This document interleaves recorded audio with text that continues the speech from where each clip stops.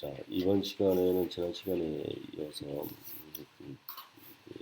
각각의 이제 남남 갈등이라든가 북북 갈등에 대해서 이제 이야기를 좀 이어가려고 합니다. 지난 시간에 북한의 세대 갈등에 대해서 이제 통일부에서 그 통일교육원이죠. 거기서 이제 자료를 간단한 자료인데 그 자료 가지고 안 눌러서 제가 지난 시간에 못 봤는데 이 자료를 한번 좀 보고 볼까요?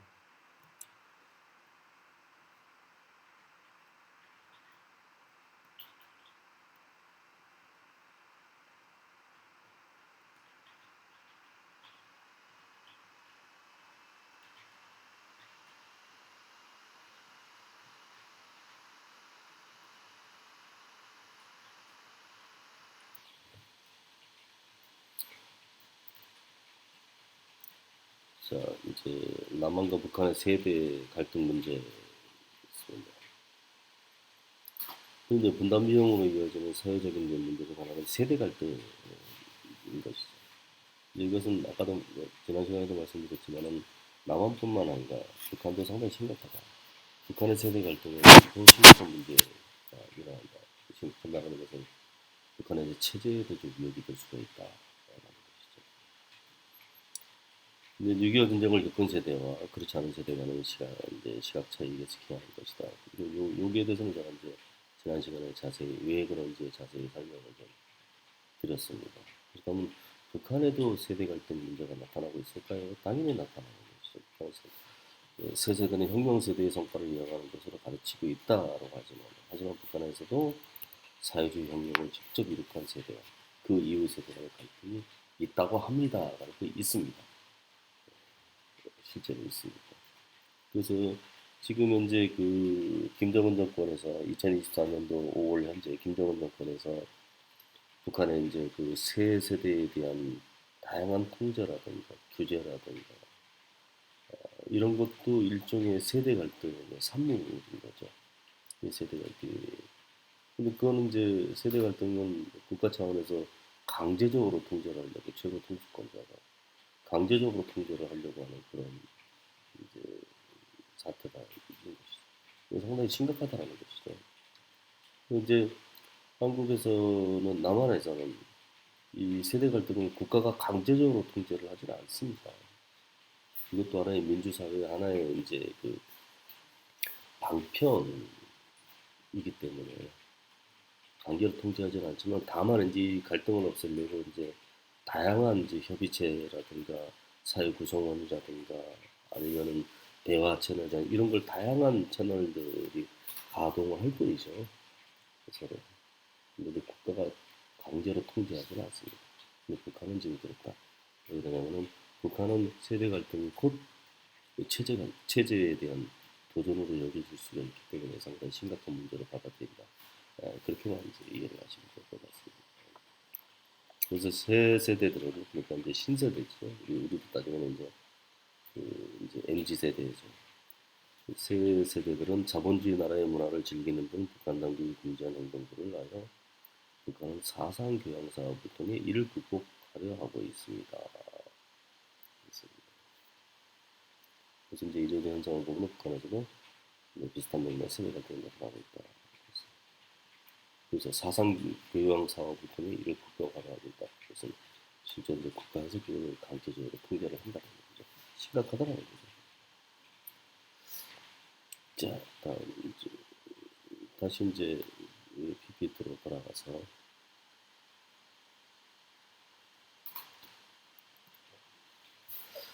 이제 남북 관계 차원은 이제 평화를 한번 보자라는 이제 남남 갈등, 북북 갈등은 이제 같지만 남북 이제 관계 차원에서 이제 평화를 한번 보자라는 거. 남북 평화 공동체는 이제 전쟁 재발을 위험을 완전히 제거한 상태에서 상생 공영의 협력을 추가해야 된다는 거죠. 근데 이제 솔직히 이거는 이제 전쟁 재발 위험에서 완전히 제거한 상태는 어느 나라든 그건 불가능한 거죠 사실은. 그래도 어느 정도 긴장 완화가 된 상태에서 이제 추진해야 된다는 것은 그거는 이제 기본 전제가 돼야 되는 것이죠. 전쟁 상태에서 서로 협력을 할 수는 없는 거기 때문에. 그래서 이 경제 공동체 아니면 이제 위험을 완전히 상생 공유의 경제 협력을 추구하는 있는데 여기에서 이제 북한의 이제 경제 개발 계획을 이렇게 보면은 이 계획과 이제 남한의 이제 경제 개발 계획과 좀 맞닿아 있으면은 맞물려 있으면은 상당히 그 협력할 수 있는 요소가 있는 것이죠. 그래서 제가 이제 북한의 이제 그 경제 특구라든가 중앙급 경제 개발구라든가 지방급 경제 개발구라든가 이런 거를 제가 그림을 좀 이렇게 좀 가져왔습니다. 실제로 북한은 이, 이 경제 개발구들을 개발하려고 엄청나게 노력을 많이 하는데도 뭐 그다지 그 큰 성과를 이루지 못했습니다. 가장 중요한 여자 도입이 안 되기 때문에 하다못해 남한에서의 그 자본이 도입이 돼야 되는데 그것마저도 지금 제대로 원활하게 이루어지지 않기 때문에 상당히 어려움을 겪고 있습니다. 계획은 상당히 그 찬란하죠. 그런데 제대로 이루어지지 않습니다. 이럴 때 이제 남북 간의 경제 협력의 이제 요소, 경제 협력의 이제 그 기제들이 이제 발현이 될 수가 있는 것입니다. 그래서 경제 협력은 상호 연계와 협력의 확대를 통해 평화를 더욱 촉진하고 공고화시키는 핵심 수단이다라는 얘기입니다. 왜냐면은 서로 경제적으로 물려 있으면은 서로 그 경제가 우선이 돼야 되는 것이 안보가 우선이 된다는 생각을 안 하는 것이죠. 왜냐하면 먹고 사는 문제가 더 중요하다라고 판단을 할 수 있는 것이죠. 서로 이제 예를 들어서 개성공단의 사례를 하나 정도 들면은 개성공단에 이제 북한군의 주력 부대들이 거기에 이제 주둔하고 있었습니다. 자 그러면은 김대중 정부 때 개성공단을 이제 추진을 조금 하려고 그랬었는데 그러면은 그 군대를 어떻게 하냐? 그러니까 김정일이 그거 그냥 당장 없애면 됩니다라고 뒤로 물리면 됩니다라고 간단하게 물려버린 거죠. 그러니까 안보가 물러서고 경제가 대두하는 것이죠. 거기 5만 명이 북한에 이제 그 노동력이 5만 명이 거기 들어가 있었습니다. 북한은 우리나라하고 좀 달라서 남한하고 좀 달라서 사회주의 국가이기 때문에 모든 국민은 노동의 의무가 있습니다. 그 다음에 그거를 국가가 보장을 해줘야 됩니다. 실업자가 없는 나라죠. 실업자가 공식적으로 나올 수가 없는 나라입니다. 실업자가 나오면은 상당히 큰 문제가 되는 거죠. 실업자가 한두 사람들한테. 그래서 북한은 궁극적으로 실업자가 없는 나라이기 때문에 그 실업자를 없애야 되는 나라이기 때문에 개성공단이 폐쇄가 됐을 때 그 5만 명은 어떻게 하냐. 거기에 들어가 있던 5만 명은. 갑자기 실업자들이 5만 명이 발생이 된다는 얘기죠. 상당히 큰 문제라는 얘기죠. 이런 것도 마찬가지로 경제 협력을 통해서 지속적인 평화를 구축하는 하나의 기제가 된다는 얘기죠. 개성공단 자체가. 결국은 이제 개성공단이 폐쇄가 되긴 됐지만은 이 경제 협력이라는 게 공동으로 하는 경제 협력이라는 게 이런 효과가 나타난다. 이렇게. 그래서 이제 경제 협력이 상당히 중요하다. 평화를 이제 구축하는 상당히 중요한 기제로 작용한다. 볼 수가 있죠. 그다음 이제 대외적 차원의 이제 평화인데 한 번도 못 나는 전쟁을 통해 동아시아 냉전 구조를 형성하는데 관여했다는 얘기죠. 한 번도 못 나는 정전 제재 지속은 세계적 대탕트와 냉전의 제도를 가고 영내 냉전을 지속시키는 요인으로 작용했다라는 얘기죠. 자, 남북한만 서로 경제 협력을 하면 되느냐? 그것도 아니라는 얘기죠. 예를 들어서 개성공단의 물건을 갖다가 어디다 팔아야 될 겁니까? 남한에만 수요가 있다라고 보장할 수는 없기 때문에 외국에다 팔 수 있고 결국은 이제 미국과 이제 개성공단 같은 경우는 미국과의 관계도 상당히 중요했었습니다. 사실 왜냐하면 개성공단의 물건을 갖다가 다른 나라에 팔아야 되는데 경제 제재 품목에 들어간다는 얘기죠.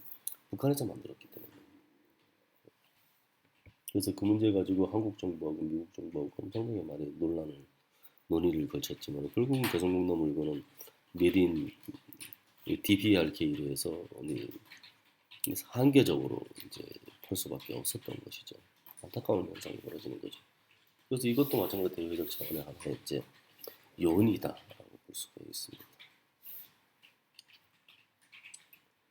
자, 이제 한 번 더 대내적 차원의 이제 평화로 이제 돌아가서 평화적 상황은 인간이 누려야 할 기본적인 권리죠. 생존의 문제. 진정한 평화는 평범한 사람들이 자신의 삶이 안정되어 일상에서 희망을 실현해 나갈 수 있는 상황이다라는 겁니다. 아까도 말씀드렸지만은 내가 맛있는 거 먹으러 갈 때 아무런 장애가 없어야 되고 아무런 걸림이 없어야 된다는 얘기죠. 물론 자본의 걸림은 있습니다. 돈 없으면 맛있는 건 못 들어가죠. 자본주의 사회니까.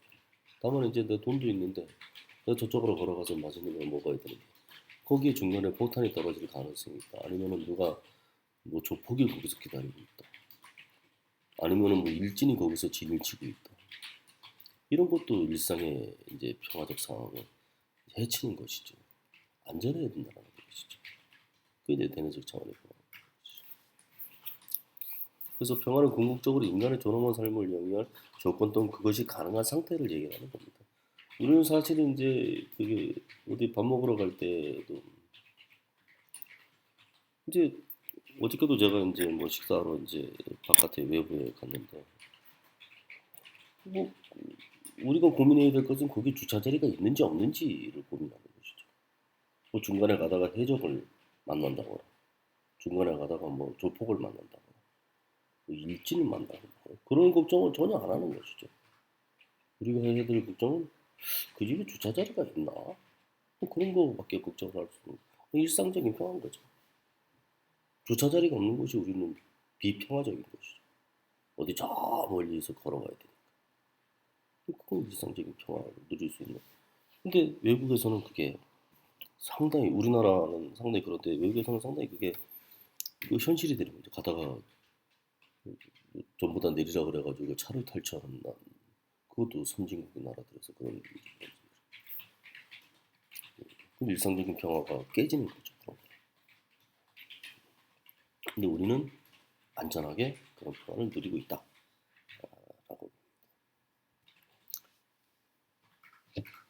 자, 일상적 평화는 전쟁이나 폭력의 염려 없이 개인이 각자 현재의 삶을 충실히 살아갈 수 있도록 해주는 것이다. 맛집과 카페를 가는 거 제가 조금 전에 어저께 이제 말씀드렸던 거, 여행을 떠나는 것, 친구와 이야기를 나누는 것 등 일상적인 행동들을 자유롭게 영위하는 것이다.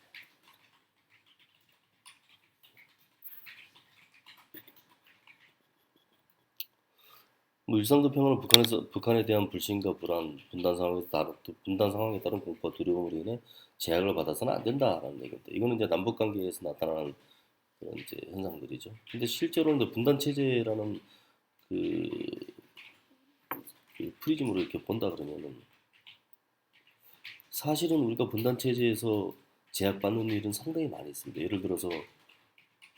우리가 예를 들어서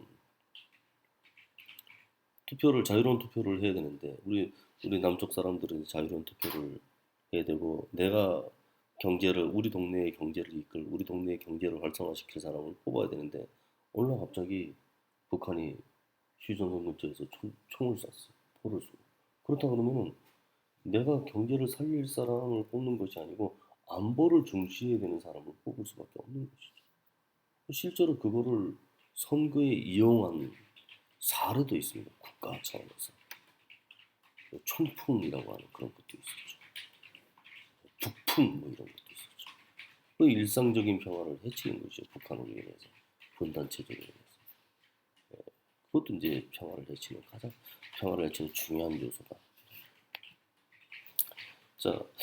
자, 일상적인 평화는 어떤 것이냐? 이제 여기 이제 북한의 이제 어린아이가 이게 경향신문에서 이제 평양에 이제 어느 사진 작가가 이제 찍었던 건데 상당히 뭐 아이스크림 녹으니까 이제 밑으로 이렇게 졸졸 하면서 이제 이 학생이 이제 한 초등학생인 것 같습니다. 이제 아이스크림 먹으면서 걸어가고 서로 이야기하고 그리고 오늘 학생이 이제 혓바닥을 이렇게 내밀어서 이제 아이스크림을 핥아먹고 상당히 일상적인 거죠. 그다음에 여기 이 사진에 보면은 이게 남녀 이제 상당히 이제 분위기 좋은 두 남녀가 어느 벤치에 앉아서 서로 아주 그냥 이야기를 나누고 상당히 일상적인 평화를 거죠. 우리나라에만 있는 것이 아니고 북한에서도 이런 일상적인 평화가 있다. 그런 거죠. 자, 일상적인 평화는 전쟁의 공포와 위협이 없는 상태를 전제로 한다는 얘기죠.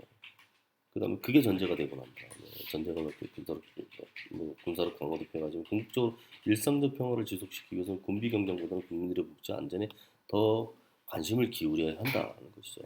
근데 이거는 이제 맨 처음에 제가 이제 첫 번째 강의에서 이제 동영상 첫 번째 강의에서 실제로 이렇게 하기 위해서 대외적으로 상당히 그 안보를 이제 지켜야 된다. 그리고 군사력을 가져야 된다. 뭐 그런 논리로도 이제 익힐 수가 있는 것이죠, 사실은. 근데 전혀 배제할 수는 없습니다. 그런 것이. 이런 일상적인 우리의 평화를 지키기 위해서는 음, 외부적으로 군사적으로 튼튼한 국가가 되어야 된다. 근데 그게 이제 목적이 될 수는 없는 겁니다. 그 목적과 수단이 좀 바뀌면 안 되는 거죠.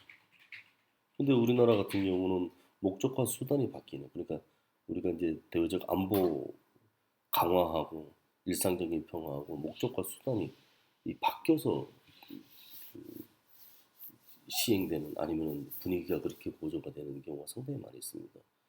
안보 목적으로 이제 그 국민들의 그 복지나 아니면 그 삶의 질이 확 떨어져야 된다라고 생각하는 이제 세력들도 있고, 그다음 반대로 이제 우리 목적은 국민들의 안전한 생활 복지를 위해서 그건 부수적인 수단에 불과하다라고 생각하는 것도 있습니다. 어느 쪽이 맞는지는 그거는 여러분들이 이제 판단을 한번 해보셔야 됩니다.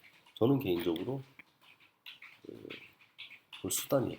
군사 안보 분야는 수단에 불과하다. 저는 그런 개인적으로 그렇게 생각합니다.